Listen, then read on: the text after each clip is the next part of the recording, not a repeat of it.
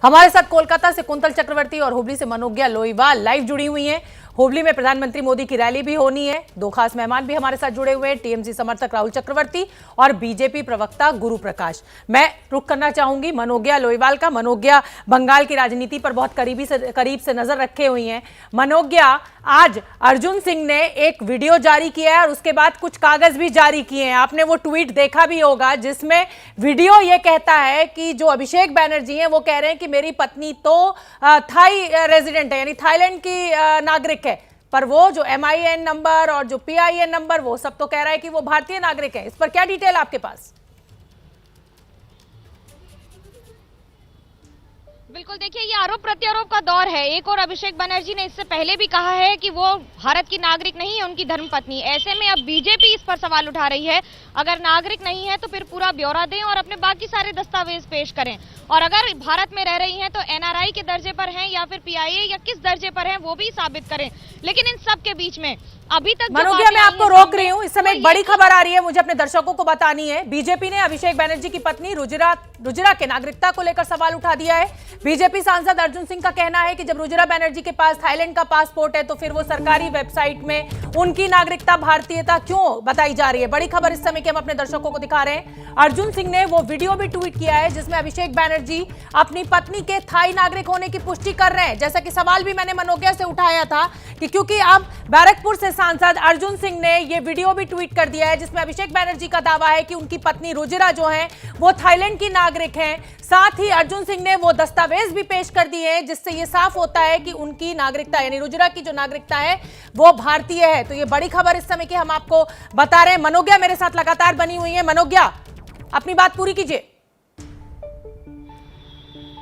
ये बात है 2 वर्ष पहले की, जब उन्हें वहां पर गिरफ्तारी के लिए बात सवाल उठ रहे थे रुजिरा के खिलाफ, जो वो थाईलैंड से लौटी थी और उनके पास काफी सारा सोना पाया गया था, और उस पर जब जांच बैठी थी उस पर कई सवाल उठे थे। तृणमूल कांग्रेस का आरोप था क्योंकि चुनाव का समय है 2019 के आसपास, उस समय मनोज्ञा, मैं क्षमा चाहती हूँ, आपको रोक रही हूँ। अर्जुन सिंह जो कि बैरकपुर से सांसद भी हैं और जिन्होंने ये सनसनीखेज ट्वीट कर सीधा हमला बोला है, वो हमारे साथ जुड़ रहे हैं फोन लाइन पर।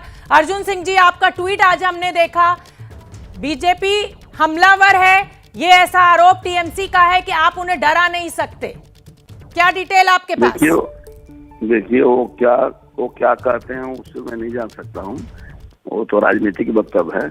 लेकिन मैंने जो वक्तव्य दिया है, जो ट्वीट किया है, उसमें स्पष्ट रूप से कहा गया है कि अभिषेक बनर्जी कह रहे हैं कि मेरी पत्नी जो है वो बचपन से वो थाई नागरिक है और उन्हीं की पत्नी जब थाई नागरिक है और जब यहाँ कंपनी में डायरेक्टर बन रही हैं, कंपनी खरीद रही हैं या कंपनी में बिजनेस कर रही हैं, तो वो शो कर रही है कि मैं इंडियन सिटीजन हूँ।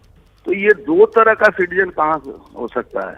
और उसमें भी इनके पिताजी का नाम 2 अलग अलग नाम है, तो ये कहाँ संभव है? थाईलैंड में क्या है कि वहाँ भी ये जो सिस्टम है कि वहाँ के जो मरे हुए लोग हैं उनकी आइडेंटिटी वहाँ के कुछ जो इलीगल लोग उसको बेच देते हैं, और इसी तरह का आइडेंटिटी इन लोगों ने खरीदा है ताकि वहाँ के बैंकों में सीधे जो वहाँ के नागरिक होते हैं उनको अधिकार है कि वो कैश रुपया भी जमा कर सकते हैं।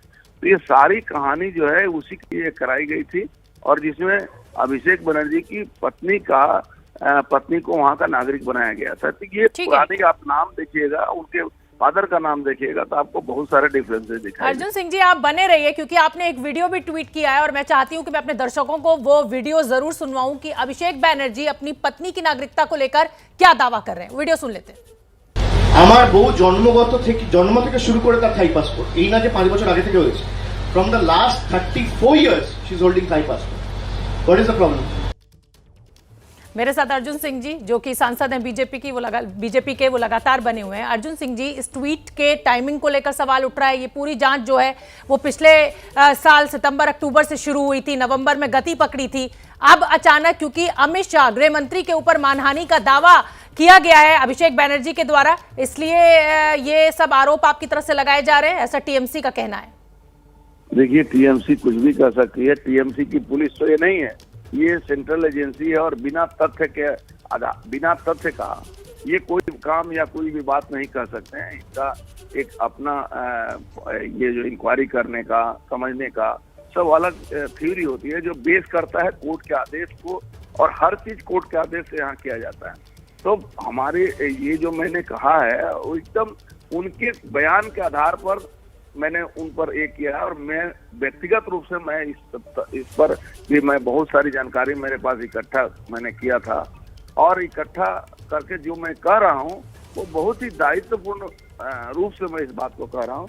ये पूरा फेक सिस्टम को बनाकर और ये पैसा वहाँ ट्रांसफर करने का, उनको थाई नागरिक बनाने का ये पूरी अभिषेक बनर्जी का चक्रांत है, जो यहाँ से जितने भी इलीगल पैसे आ रहे हैं वो सब वहाँ ट्रांसफर होने हैं। आप देखे होंगे कोयला वाले इनकी पत्नी के अकाउंट में ट्रांसफर भी किए हैं। बहुत सारी बातें हैं, और इसको अभी तो राजनीतिक रूप दिया ही जाएगा। भारतवर्ष में एक बहुत आसान सा वर्ड यूज होता है कि ये राजनीतिक विद्वेष के चलते इनके ऊपर ये किया जा रहा है, ऐसा होता है। इसमें कुछ जी, अर्जुन सिंह जी बहुत बहुत धन्यवाद, आपने एबीपी न्यूज़ के लिए समय निकाला और अहम जानकारी हमारे साथ साझा की। इस समय ट्वीट भी हम लगातार दिखा रहे हैं, वीडियोस भी हम लगातार आपको सुनवा रहे हैं, जो कि अर्जुन सिंह ने हमारे साथ शेयर किए एबीपी न्यूज़ के साथ अपने ट्वीट के जरिए। मैं मनोज्ञा का रुख करना चाहूंगी। मनोज्ञा, आपने सुन लिया अर्जुन सिंह को, क्या कहेंगी आप?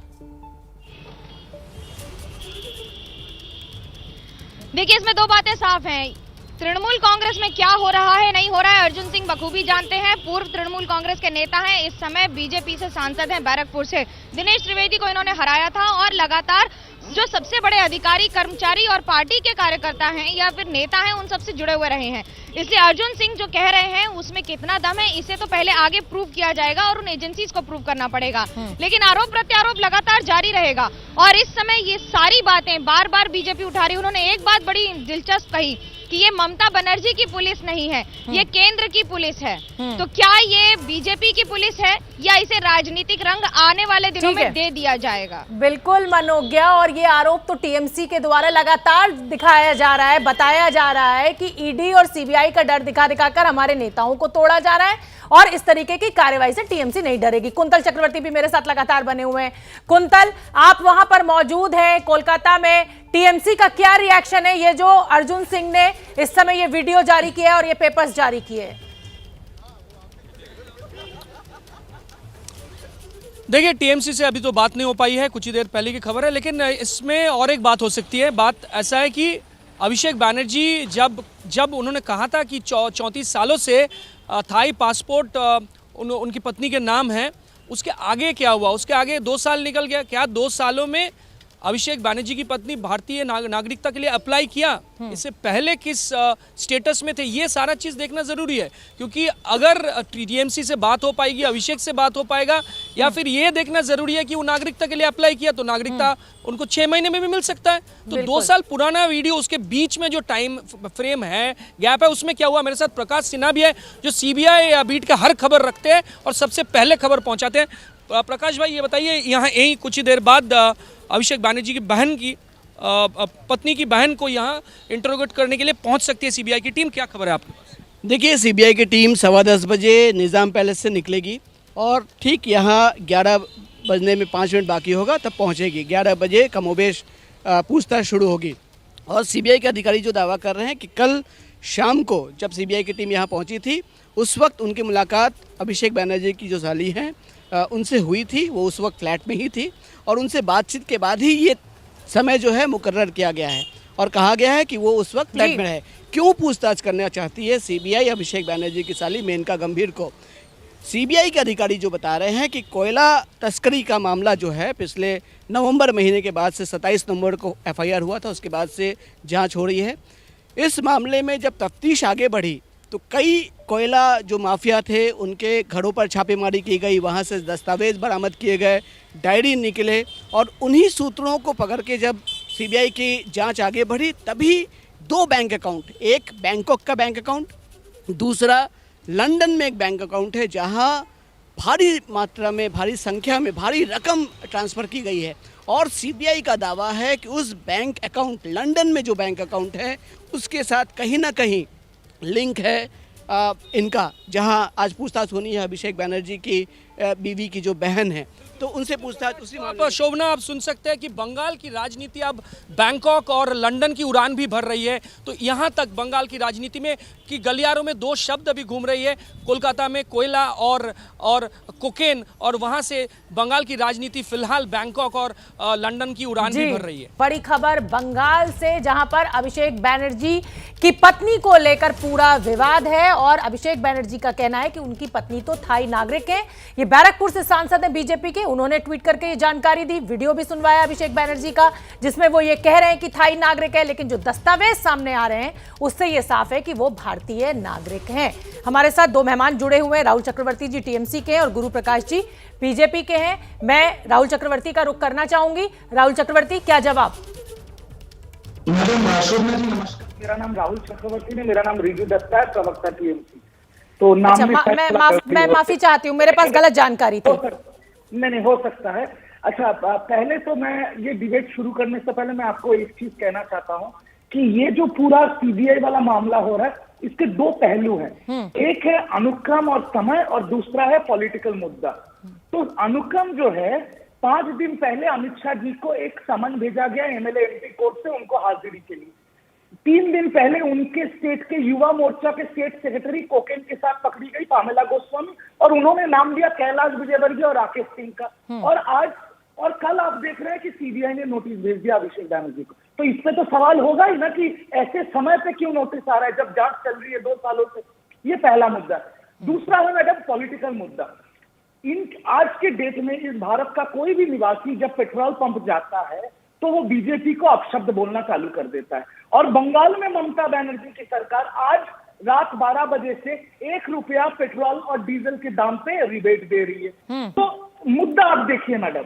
दूसरा, उनके वो लोग इतना दिन धर्म के नाम पे उनका पार्टी चलता है, वो भी अभी नहीं चल सकता क्योंकि दिलीप घोष ने खुद माँ दुर्गा और प्रभु राम का अपमान किया है। तो उनके पास वो धर्म का मुद्दा भी नहीं है, ना उनके पास कोई काम का मुद्दा है क्योंकि उन्होंने 7 साल में सिर्फ 3 मूर्तियां बनाई हैं। और यहाँ पर हम free ration, free health care, free education और फ्री इंश्योरेंस। दत्ता जी, आपने बड़ी लंबी चौड़ी फेहरिस्त गिना दी, लेकिन जो सवाल मेरा था, जिसपे सीधा सीधा आरोप अर्जुन सिंह लगा रहे हैं, उसको लेकर आपके पास कोई फैक्ट चेक नहीं है, कोई तथ्य आप मेरे सामने नहीं रख पाए। बीजेपी की जो कमियां हैं वो तो उस पर बात बाद में होगी। नहीं, मैं तथ्य अर्जुन सिंह पे तथ्य दे देता हूँ। अर्जुन सिंह जो अभी बीजेपी के सांसद है, वो खुद सीबीआई प्रोब में 12 करोड़ के स्कैम में, कॉर्पोरेशन बैंक के स्कैम में अभी इन्वेस्टिगेटेड हो रहे हैं। उनके साले जी जो है वो अभी भी जेल के अंदर है। और रहा बात रुजिरा बनर्जी का, तो आपने अभी बताया कि उनके दस्तावेज ये प्रमाण करती है कि वो भारतीय नागरिक है। और आगे जैसे जैसे इन्वेस्टिगेशन बढ़ेगा आपके पास सारे तथ्य क्लियर हो जाएंगे। ये अभी इनके पास कोई मुद्दा नहीं है, इसलिए सीबीआई, ईडी ये सब करके हमारे जो टॉप लीडर्स हैं उनको दबाने की कोशिश किया जा रहा है, गुरु प्रकाश जी, पार्टी को तोड़ने की। ठीक है दत्ता साहब, ठीक है दत्ता साहब। गुरु प्रकाश जी, टाइमिंग पर सवाल, क्योंकि गृह मंत्री अमित शाह के ऊपर मानहानि का दावा किया गया अभिषेक बनर्जी के द्वारा, इसीलिए ये सब कुछ, ऐसा आरोप आपने सुन ही लिया। जवाब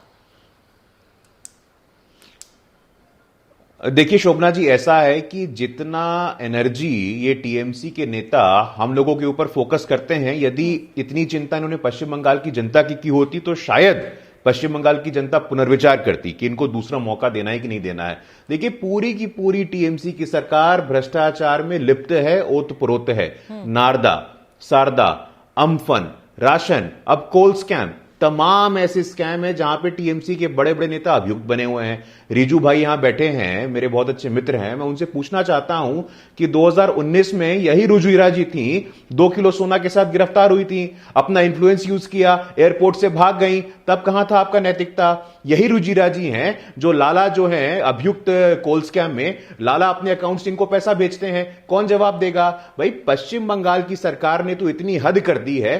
अभी अम्फन का मामला चल रहा था शोभना जी कलकत्ता के हाईकोर्ट में। पश्चिम बंगाल की सरकार ये दस्तावेज देती है कि भाई सीएजी इसकी इंक्वायरी ना करे। भाई चोर की दाढ़ी में तिनका हम सब जानते हैं। यदि आप लोग इतने पाक साफ हैं, यदि आप लोग इतने स्पष्ट हैं, तो इंक्वायरी से किस बात का डरना?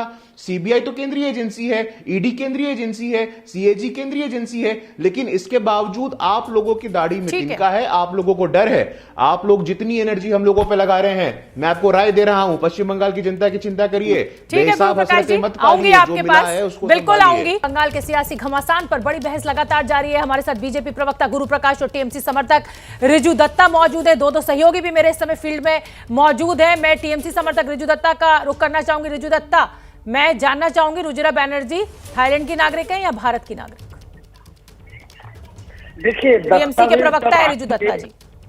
देखिए, दस्तावेज जब आएंगे रुजिरा बनर्जी जी का, तो वो तो आपके सामने और सीबीआई के सामने भी आ जाएगा।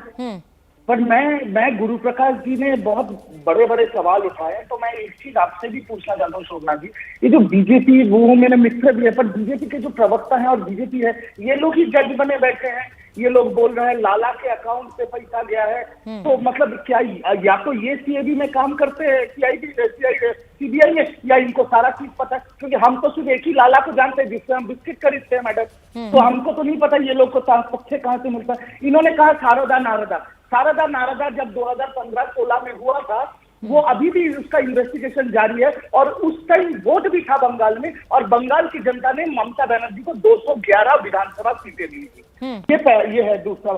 तीसरा बात, इन्होंने कहा कि जन जागरण हुआ है बंगाल में, बीजेपी इतनी जोर शोर से आगे बढ़ रही है। तो मैं उनको इतना बता देना चाहता हूँ दर्शकों को कि झाड़ग्राम में नड्डा जी भाग गए थे क्योंकि लोग नहीं हुआ था, और इनकी रथ यात्रा भी नदिया और बसीरात में रुक। चलिए, अब जवाब ले लेने दीजिए गुरु प्रकाश जी। ये ईडी सीबीआई जिस तरीके की जांच कर रही है, वो डिटेल्स आपके पास कैसे मौजूद है? आप तो बीजेपी के प्रवक्ता है ना सर। शोभना जी, ऐसा है कि इस देश में नई परिपाटी शुरू हो गई है। जितने भी विपक्ष के लोग हैं, वो संवैधानिक संस्थानों पे प्रश्न चिन्ह खड़ा करते हैं। सुप्रीम कोर्ट आपके खिलाफ चले जाए, सुप्रीम कोर्ट खराब है। आप चुनाव हार जाइए तो चुनाव आयोग तक खराब है। देखिए रिजू भाई, आपको मैं धन्यवाद करूंगा कि आज पश्चिम बंगाल में, खासकर कलकत्ता की जनता को नावपाड़ा से लेकर के दक्षिणेश्वर तक जो नया मेट्रो लाइन मिलने वाला है, उसके लिए आप लोग को बहुत सुविधा होगी। इसीलिए आप लोग अगर काम पे ध्यान दिए होते, विकास पे ध्यान दिए होते, तो आज ये स्थिति नहीं हुई होती। मानव तस्करी में पश्चिम बंगाल नंबर 1। आप लोग सोशियो इकोनॉमिक डेटा शेयर नहीं करते हम लोग के साथ में। जहां तक राजनीति की बात है, टीएमसी में और भी तो काबिल नेता हैं। क्या अकेले दीदी हैं? क्या अकेले अभिषेक बनर्जी है? जो भतीजा बचाओ आंदोलन, जन कल्याण नहीं भतीजा कल्याण पे आप लोग जवाब दीजिए ना गुरु प्रकाश, ये जानकारी आपके पास कैसे मौजूद है? किस खाते में कितने ट्रांसफर हुए, कहां कहां किस किस देश में ये खाते मौजूद हैं? मैं ये जानना चाहती हूँ। To the point question, to the point answer दीजिए। ये जानकारी आपके पास कैसे? शोभना जी, हाँ, नहीं, टू द पॉइंट एलिगेशंस हैं, ये आरोप हैं, ये हर अखबार में हैं, और ये एलिगेशंस को टेस्ट करना निश्चित रूप से सीबीआई का काम है। सीबीआई अपना काम कर रही है, जांच कर रही है, आरोपों के आधार पर बोल रहा था। आज इंडियन एक्सप्रेस में स्टोरी आई है, हर अखबार में स्टोरी आई है, उस आधार पर मैं अपनी बात को कह रहा हूं। एलिगेशंस है, मैं ये नहीं बोल रहा हूं कि मैं कोर्ट हूं या जुडिशियल प्रोसेस अपना काम कर रही है, लेकिन कोर्ट पे निष्ठा भी तो होनी चाहिए ना। कोर्ट पे निष्ठा ही नहीं है आप लोगों की, ईडी पे निष्ठा ही नहीं है आप लोगों की, सीबीआई पे निष्ठा ही नहीं है आप लोगों की, तो समस्या इस बात से है। मनोज्ञा, आप दोनों ही पक्षों को सुन रही हैं। आरोप प्रत्यारोप का जो दौर है वो लगातार जारी है, और ये जमीन से लेकर पूरे जब तक चुनाव खत्म नहीं हो जाएगा तब तक ये जारी रहने वाला है। आपका क्या अपडेट है इस खबर पर?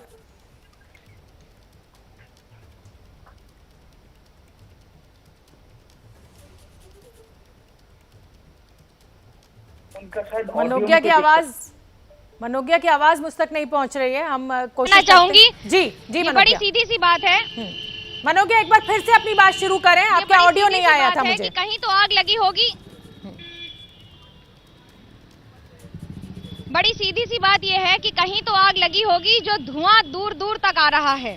इसमें तृणमूल कांग्रेस भी है और बीजेपी है। और आपका सवाल बिल्कुल सही था कि बीजेपी को इतनी जानकारी कहां से होती है, और तृणमूल कांग्रेस के पास हर बार एक नया जवाब और तर्क या कुतर्क क्यों तैयार होता है। अब इन सब के बीच में जब ये सवाल और जवाब चल रहे हैं, तो जनता ये जानना चाहती है कि जो काम एजेंसीज का है वो नेता क्यों कर रहे हैं, और अगर नेता कर रहे हैं तो क्या एजेंसीज उन्हें पहले बता रही हैं या उनके आधार पर काम कर रही हैं।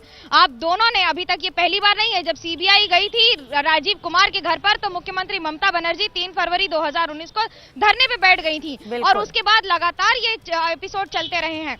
अब अगर सीबीआई बार बार नोटिस भेज रही है और कह रही है कि हमें मुलाकात करनी है और जानकारी देनी है, तो जानकारी देने में हर्ज क्या है? उसमें सवाल क्यों उठाए जा रहे हैं? आप कह रहे हैं कि एजेंसीज के साथ कोऑपरेट करना चाहिए, तो जो कह रहे हैं वो ही कर दीजिए। बिल्कुल ठीक है। मैं अब रिजू दत्ता जी आपका रुख करना चाहूंगी। आपने मनोगिया को भी सुन लिया, गुरु प्रकाश को भी आपने सुन लिया। ये जो आरोप प्रत्यारोप का दौर चल रहा है ना, एक दूसरे को नीचा दिखाने का, मानहानि का दावा, इसमें कहीं जो बंगाल की जनता के असली मुद्दे हैं वो पीछे छूटते हुए नजर आ रहे हैं। मैंने शोभना जी, मैंने तो इसीलिए तो शुरुआत में ही कहा था कि बंगाल की जनता को तो टीएमसी के साथ ही उनको कोई दिक्कत ही नहीं है। उनको free ration, free education, free health care मिल रहा है, उनको इन मुद्दों से क्या दिक्कत है? पर वो ये देख के हैरान है कि किस हद तक बीजेपी गिर चुका है। आप एक चीज सोचिए, मनोज जी एक बहुत वरिष्ठ पत्रकार है, उन्होंने सबसे सही चीज को पकड़ा था अर्जुन सिंह का, कि ये ममता का पुलिस नहीं है, तो क्या ये मोदी का पुलिस है? उन्होंने अभी राजीव कुमार जी का जिक्र किया। आपको ये भी पता होना चाहिए, जब 2019 में राजीव कुमार जी को सीबीआई ने ऐसे फांसने की कोशिश की थी, तब भी जनरल इलेक्शन था इस देश में, और तब भी बीजेपी कंटेस्ट कर रही थी टीएमसी के साथ बंगाल में, ताकि उनका थोड़ा बेस बन पाए। तो ये जो समय है, ये जो सीक्वेंस है, ये जो अनुक्रम है, ये सबको पता चल रहा है। लेकिन एक सवाल तो उठेगा ना रिजू दत्ता, जब आप सीबीआई की क्रेडिबिलिटी पर सवाल खड़ा करते हैं, उसको केंद्र की एजेंसी कहते हैं, तो क्या आप उन तमाम अधिकारियों का, उस एजेंसी का अपमान नहीं करते हैं? देखिए, हमें देश की कानून व्यवस्था पे पूरा विश्वास है, हम कानून का सम्मान करते हैं। पर मैं मैडम ये भी कहना चाहता हूँ कि इलेक्शन के, ये सिर्फ बंगाल में नहीं, इस देश के किसी भी प्रदेश में इलेक्शन के 1 महीने या 7 दिन पहले ही क्यों सीबीआई ऑपोजिशन को पकड़ने जाती है? ये तो सवाल आम जनता भी कर रही है ना। और दूसरा चीज, हम देखिए, हम जुडिशियरी का भी सम्मान करते हैं, हर कोर्ट को भी सम्मान करते हैं, पर अगर हमारे जजेस जो एक जजेस हो गए जो अभी पोस्ट पे नहीं है, वो उनको भी अगर संसद राज्यसभा का टिकट मिल जाएगा किसी पार्टी से, तब भी तो आम जनता सवाल करेगी ना मैडम। ठीक है, आम जनता का आवाज को आप रोक नहीं सकते। बड़ी खबर इस समय की हम आपको बता दें, और बड़ी खबर ये कि अभिषेक बैनर्जी की पत्नी रिजुरा बैनर्जी कल सुबह 11 बजे से लेकर 3 बजे के बीच में सीबीआई के सामने पेश होंगी। ये जानकारी रुजिरा बैनर्जी की तरफ से आई है। मेरी सहयोगी मनोगिया लगातार हमारे साथ बनी हुई है। मनोगिया, क्या अपडेट इस खबर पर? जी, रुजिरा बैनर्जी कल तैयार हैं और इन्वेस्टिगेशन के लिए सीबीआई से पूछताछ करना चाहती है सीबीआई उनके साथ, उनके अकाउंट्स, उनके डिटेल्स और बाकी सारी चीजों के बारे में, उसके लिए तैयार हैं। कल 11 से 3 का समय दे दिया है और कह दिया है नोटिस पर रिस्पॉन्ड करते हुए कि मैं इस तफ्तीश में शामिल होंगी। ये बड़ी बात है, क्योंकि अब तक आरोप लगाए जा रहे थे कि नॉन कोऑपरेशन हो सकता है, और इन सब चीजों को दरकिनार करते हुए रुजिरा ने चिट्ठी लिखकर ये साफ कर दिया है कि कल इन्वेस्टिगेशन के लिए वो तैयार है, पूछताछ के लिए तैयार है सीबीआई द्वारा। मनोगिया, बहन मेनका के ऊपर भी ये शिकंजा लगातार कसता हुआ नजर आ रहा है, उनको भी नोटिस जारी किया गया था, उसको लेकर कोई जानकारी? नहीं, आज अभी 11 बजे उनके साथ सीबीआई मुलाकात करेगी, उनके घर जाएगी, उसके बाद वहां पूछताछ करेगी, उसके बाद अगला चरण उसका निश्चित किया जाएगा। लेकिन फिलहाल ये बड़ी बातें हैं, क्योंकि जो दोनों परिवार हैं, दोनों परिवार के पीछे जो सीबीआई बार बार सवालों का जखीरा लेकर चल रही है, उसमें जवाब क्या आएगा ये बड़ा दिलचस्प होगा, क्योंकि वो बंगाल की राजनीति के लिए भी बहुत महत्वपूर्ण होगा। अब तक मुख्यमंत्री ममता बनर्जी पर जो भी आरोप लगे हैं, उनके निजी जिंदगी पर कभी नहीं लगे हैं। ये पहला मौका होगा जब ममता बनर्जी के परिवार के किसी सदस्य पर, यानी कि उनके खुद के बहुरानी कह लीजिए, क्योंकि भतीजे की बीवी बहुरानी ही हुई, और इन सब के बीच में ये पहला मौका होगा जब इस तरह के पर्सनल सवाल, खास तौर से फाइनेंशियल जिसे कहेंगे आप, वित्तीय मामले में इस तरह की पूछताछ। मनोगिया, एक और बड़ी खबर आ रही है, ममता सरकार के मंत्री फिरहाद हाकिम की बेटी को ईडी का सम्मन, मेट्रो डेयरी घोटाले को लेकर यह सम्मन दिया गया है। तो ममता सरकार के मंत्री फिरहाद हाकिम की बेटी को ईडी का नोटिस, अभिषेक बैनर्जी उनकी पत्नी को नोटिस, उनकी साली को नोटिस। मनोगिया, ये हो क्या रहा है? अचानक सारे घोटालों में जांच में बड़ी तेजी दिखाई दे रही है। देखिए, ईडी कई वर्षों से काम कर रही है, लेकिन ऐसा लग रहा है आजकल ओवर टाइम करने की कोशिश हो रही है। लेकिन जिस तरह से बार बार बंगाल में एक के बाद एक नोटिस दिए जा रहे हैं, एक के बाद एक मंत्रियों को, इसके पीछे राजनीतिक मंशा है कि नहीं, ये सवाल जरूर खड़ा होगा। टाइमिंग जिसे कहते हैं, समय सारणी क्यों ऐसी होती है, जिस पर सवाल उठेगा इस बार की बार बार इसी समय सारे नेताओं की याद क्यों आ रही है और सारे घोटाले इस समय क्यों खुल रहे हैं। ये खुल रहे हैं या खोले जा रहे हैं? 2018 के मामले में जैसे ही गृह मंत्री अमित शाह को समन गया, उसके बाद मान लीजिए एक और दौर चल चुका है। इस समय एक के बाद एक नोटिस का, और ये नया प्रकरण है। मैं ये कहूंगी कि ये नया अध्याय शुरू हो गया है बंगाल की राजनीति का। बिल्कुल मनोज्ञा, आप बनी रही है हमारे साथ। और जैसा कि मनोज्ञा लगातार कह रही हैं कि लगता है कि ईडी और सीबीआई जो है वो ओवरटाइम कर रही है, और इसीलिए एक के बाद एक टीएमसी के नेताओं को ईडी और सीबीआई के द्वारा सम्मन किया जा रहा है, जो जांच उनके खिलाफ चल रही है। मेरे साथ मेहमानों का एक बड़ा पैनल जुड़ा हुआ है। एक के बाद एक टीएमसी के नेताओं के रिश्तेदारों तक ईडी और सीबीआई के सम्मन पहुंचने लगे हैं। गुरु प्रकाश जी मेरे साथ बीजेपी के नेता है, रिजू दत्ता जो है वो टीएमसी के प्रवक्ता हैं, मनोज्ञा मेरी सहयोगी भी लगातार हमारे साथ बनी हुई है। गुरु प्रकाश जी, जैसा कि अभी मनोज्ञा ने भी जिक्र किया, ईडी और सीबीआई के अधिकारी क्या ओवरटाइम करने लगे हैं? अचानक बड़ी तेजी चुस्ती दुरुस्ती दिखाई दे रही है जब से गृह मंत्री अमित शाह को मानहानि का दावा पेश किया गया है उनके खिलाफ। नहीं, देखिए, कुछ कुछ प्रदेशों में ओवर टाइम करने की आवश्यकता होती है, जहां पारदर्शिता नाम की कोई चीज नहीं होती है, अचानक चुनाव से पहले ये बढ़ जाती है जरूरत। सिंडिकेट टैक्स, क्यों कट गुरुप्रकाश टैक्स, जी? एक्सटॉर्शन मनी, जिस भी राज्य में चुनाव हो वहां ईडी सीबीआई की भूमिका बड़ी अहम हो जाती है और तेजी दिखने लगती है। आपका प्रश्न पूरा हो गया तो मैं जवाब दे दूं? बिल्कुल दे दें, बिल्कुल दे दें, बिल्कुल मेरी आज्ञा है, दे दें आप जवाब। नहीं, जरा ध्यानपूर्वक सुनिए अब। हाँ, नहीं, बिल्कुल बिल्कुल नहीं, देखिए, कुछ प्रदेशों में जहां पारदर्शिता नाम की कोई चीज नहीं होती है, पश्चिम बंगाल में एक्सटॉर्शन होता है, किसी से छुपा हुआ है क्या? आप कलकत्ता में नया दुकान खोलना चाहती हैं, पश्चिम बंगाल में कोई नया वेंचर शुरू करना चाहती हैं, एक्सटॉर्शन किसको देना पड़ता है? अब आखिरकार कब तक ये परिपाटी चलती रहेगी? मैं सुन रहा था अभी अपने टीएमसी के प्रवक्ता की बातें, वो कह रहे थे कि मेरी केंद्रीय संस्थानों में निष्ठा है। अरे, आपकी केंद्रीय संस्थानों में इतनी निष्ठा है तो सीएजी के खिलाफ आप लोग हाईकोर्ट में क्यों गए थे? डिवीजन बेंच पे चले गए हैं आप कि जो अम्फन की जांच है वो सीएजी ना करे। यदि आप लोगों को इतना ही डर लगा हुआ है तो सीएजी से आप क्यों डर रहे हैं? आपको जांच करवाना चाहिए। और बार बार मैं आपको यही याद दिलाना चाहता हूं, 2019 में भी यही पश्चिम बंगाल की जनता थी। हम में और आप में वोट प्रतिशत का अंतर मात्र 4% का था। हमारे 18 सांसद पश्चिम बंगाल की जनता ने ही भेजा है, इसलिए पश्चिम बंगाल की जनता पर भरोसा रखिए। दिक्कत ये है कि आप लोग रिजू दत्ता जवाब दे दीजिए, गुरु प्रकाश का जवाब ले लेने दीजिए। रिजू दत्ता जवाब दीजिए। आप लोग हिंसा कर रहे हैं। उनका खत्म हो गया। देखिए शोभना जी, पहले तो मैं आपकी दाद देना चाहता हूँ आपका और आपके चैनल का कि आप ऐसे सख्त सवाल पूछ रहे हैं, पर थोड़ा ध्यान रखिएगा, ये लोग अभी पत्रकारों को भी बिहार भेजने लग गए हैं, तो गला घोटने का इनका पुराना आदत है। अब दूसरा है इनका सीएजी वाला बात से, जब केंद्रीय सरकार का कोई भी फंड प्रदेश में आता है उसका ऑडिट सीएजी करता है, इसमें तो कोई नया बात नहीं है।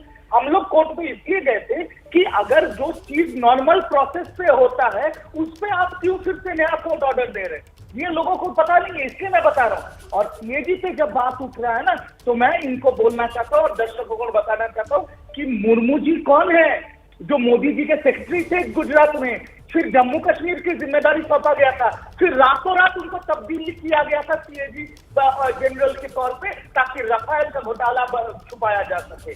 तो ये सब सवालें आती रहेंगी अगर बीजेपी हमें खरोच। चलिए, मेरे पास समय इतना ही है। आप सभी मेहमानों का बहुत बहुत धन्यवाद। मनोज्ञा, आपका भी बहुत बहुत धन्यवाद।